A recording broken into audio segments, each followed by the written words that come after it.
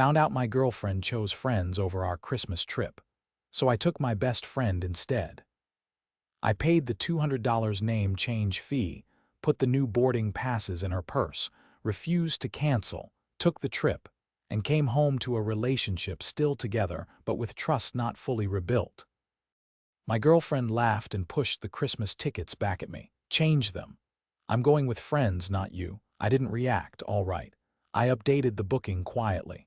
Slipped the new boarding passes into her purse.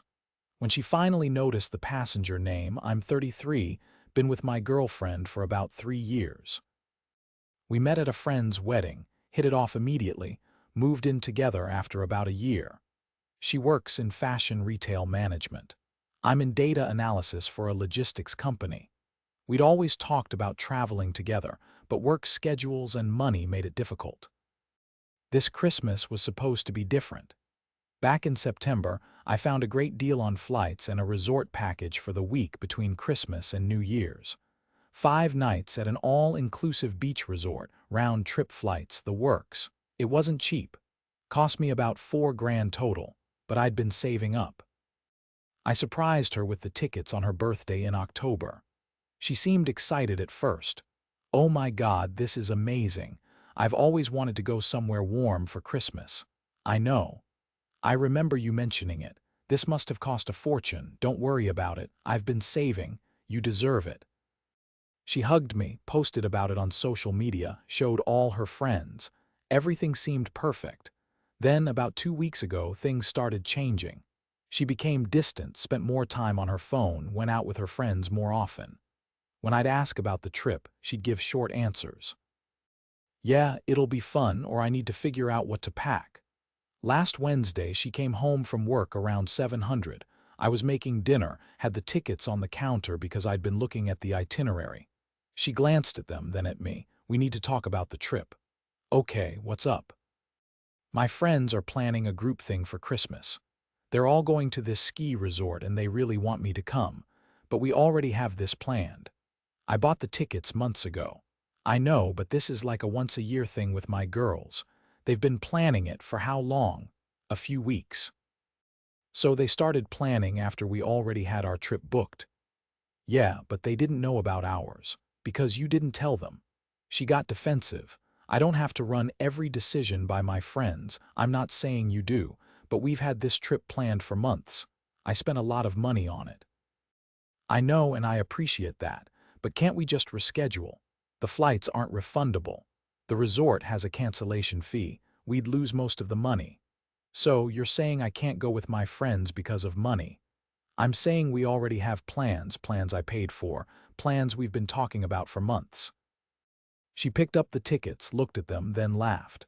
Actually laughed. You know what? Fine. Change them. I'm going with friends, not you. She pushed the tickets back at me across the counter. I just stood there, spatula in hand, trying to process what just happened. You're serious, I said. Yeah, I'm serious.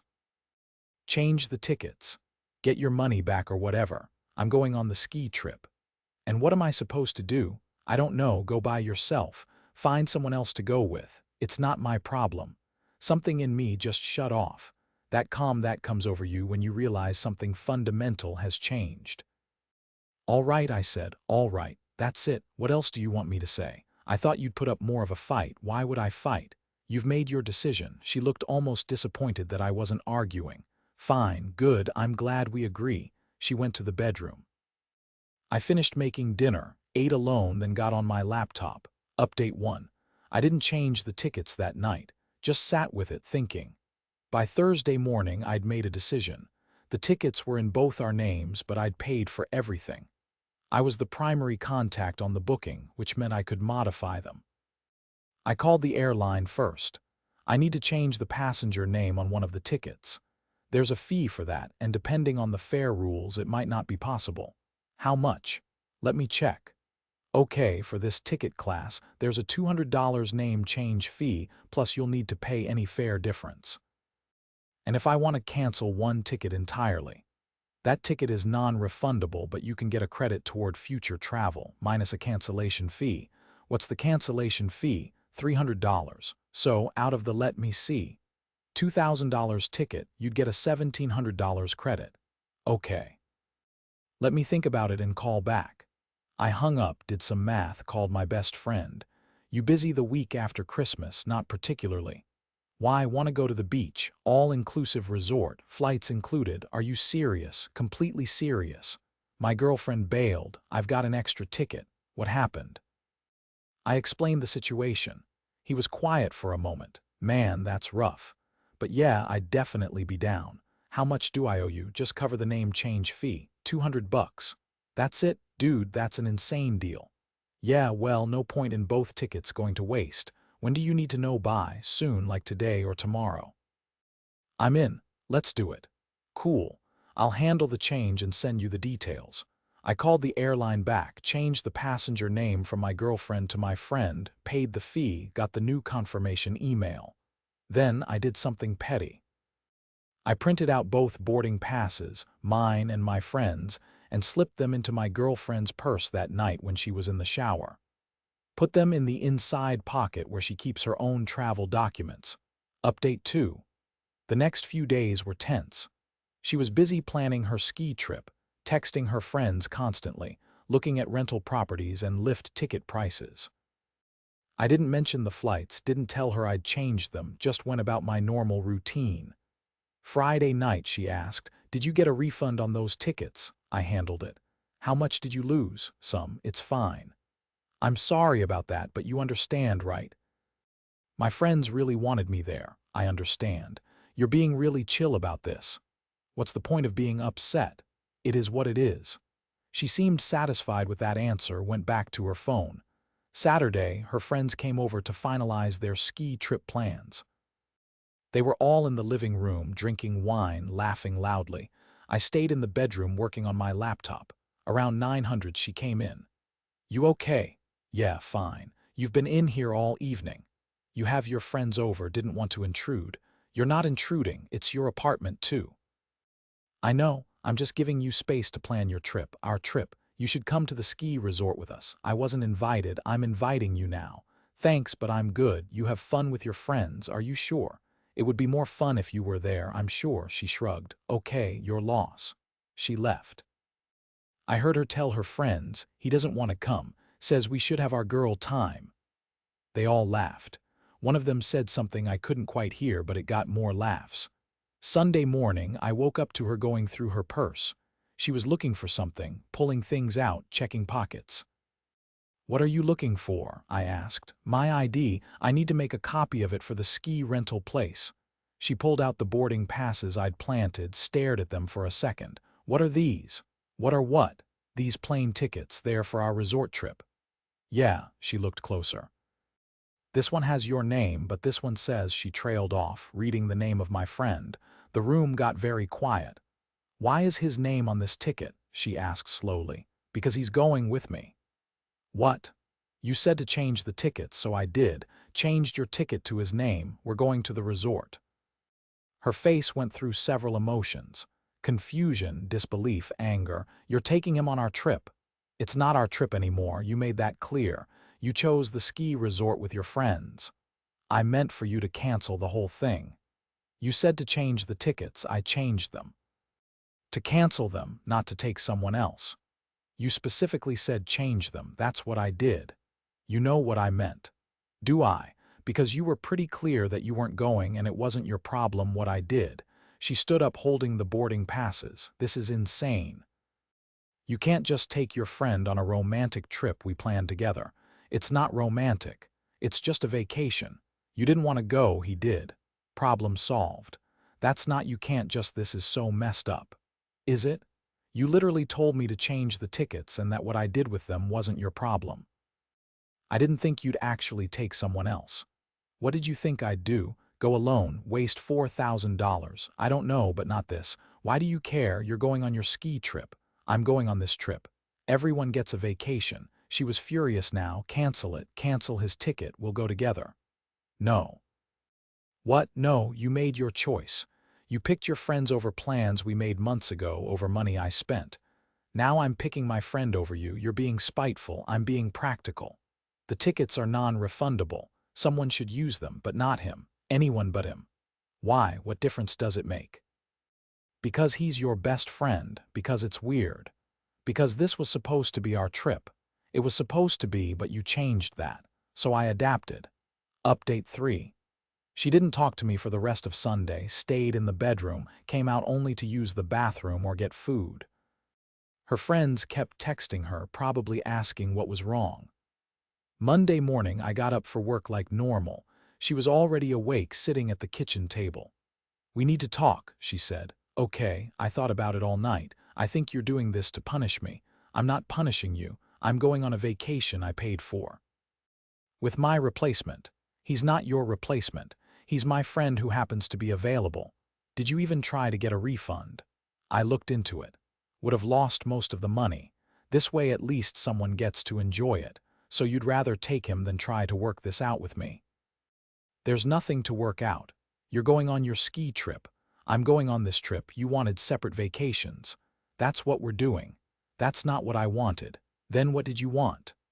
Because from where I'm standing, you wanted to bail on our plans, go with your friends and have me just what? Sit at home alone over Christmas. She didn't answer. That's what I thought. I didn't think about it like that. That's the problem. You didn't think about it at all. You just assumed I'd be fine with whatever you decided. I'm sorry, okay, I messed up. I should have talked to you more about it, but we can still fix this. How? Come on the ski trip with me. Bring your friend, we can all go together. I'm not invited to your friend group vacation. You made that clear. I'm inviting you now. After you already made other plans. After you already told your friends I'm not coming. After I already made other arrangements. No, thanks. So that's it. You're just going to take your friend on our vacation and that's that. Yes, and what about us? What about our relationship? What about it? Are we even still together? I thought about that for a second. I don't know. Are we? I don't know. You're the one being all weird and distant. I'm being distant. You're the one who bailed on our plans for your friends, for one trip. It's not about the trip. It's about how easily you dismiss something I planned and paid for. How you laughed when you told me to change the tickets, like it was funny that you were blowing off our vacation. I didn't mean it like that, but that's how it came across, like our plans meant nothing to you. She started crying. I'm sorry, I really am. I was being selfish. I just got caught up in the excitement of the friend trip and didn't think about how it would affect you. I appreciate the apology, but it doesn't change anything. Why not? Because I've already made plans. Because your actions showed me something about how you prioritize things. Because I'm tired of being an afterthought. You're not an afterthought. Then prove it. But not now, not when you've realized I'm actually going through with the trip. Prove it through your actions over time. Update 4. The week leading up to Christmas was awkward. We were living in the same apartment but barely speaking. She'd apologized multiple times, tried to convince me to cancel the trip with my friend, even offered to skip her ski trip. But I didn't change my plans. Her friends were apparently furious with me. One of them texted me directly, "You're being a huge jerk to her. She made a mistake and she's apologizing. The least you could do is forgive her." I didn't respond. My friend asked me several times if I was sure about the trip. Man, I don't want to cause problems in your relationship. You're not causing problems. The problems already existed. But maybe you should try to work it out with her. Maybe. But right now, I need this trip. I need to not be around her constant apologies and guilt trips. Fair enough. I'm just saying, if you change your mind, I'll understand. I'm not changing my mind. Christmas Day was weird. We exchanged gifts in the morning. I'd bought her stuff weeks ago. She'd clearly panic-bought mine in the last few days. Everything felt hollow. That afternoon, she left for her ski trip. Hugged me before she left, said she'd miss me, asked one more time if I'd reconsider. Have fun with your friends, I said. I'll try, but it won't be the same without you. You'll survive. She left. I spent Christmas evening packing for my trip, confirming details with my friend. We left the next morning. The whole flight, I felt this strange mix of relief and guilt. Relief to be away from the tension. Guilt that I was maybe being too harsh. My friend must have sensed it. You doing okay? Yeah, just processing. You want to talk about it? Not really, I just want to enjoy the vacation. Fair enough, but if you do want to talk, I'm here. Thanks. The resort was amazing, exactly as advertised. Beautiful beach, great food, comfortable room. My friend and I fell into an easy rhythm. Beach in the morning, lunch, activities in the afternoon, dinner and drinks in the evening. I tried not to check my phone too much, but I did see some text from my girlfriend. Pictures of the ski slopes, messages saying she wished I was there, a few more apologies. I responded briefly. Looks fun, hope you're having a good time. Day 3 of the trip, she video called me. I almost didn't answer, but I did. Hey, she said. She was in what looked like a cabin living room, her friends in the background. Hey, how's the resort? It's great, beautiful here. I'm glad. You deserve a nice vacation. Thanks. I just wanted to say again that I'm really sorry about everything. I've been thinking about it a lot. And I realize I was completely wrong. Okay, is your friend there? He's at the bar getting drinks. Cool. Look, when we get back, can we really talk? Like, sit down and figure out where we're at. Sure, I miss you. I miss you too, do you? You seem so detached. I'm just trying to enjoy my vacation. Right, okay, I'll let you go. Have fun. You too, she hung up. I sat there on the balcony looking at the ocean, feeling absolutely nothing. Final update. We both got back on the same day, New Year's Eve. She got home a few hours before me.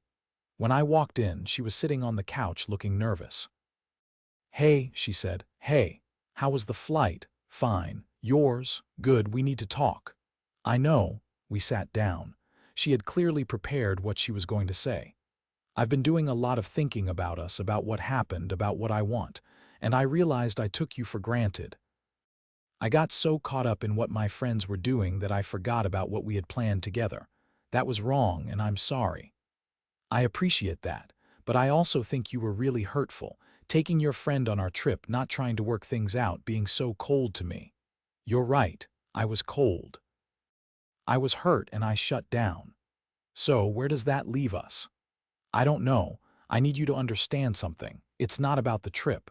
It's about what the trip represented. You made a unilateral decision that affected both of us, dismissed my feelings about it, and expected me to just go along with it. That's not how a partnership works. I know, I get that now. Do you? Because this isn't the first time something like this has happened. Smaller stuff, sure, but the pattern is the same. You make plans without considering me, then get upset when I have a problem with it. She was quiet for a moment. You're right, I do that. I don't mean to, but I do. I'm not saying I'm perfect.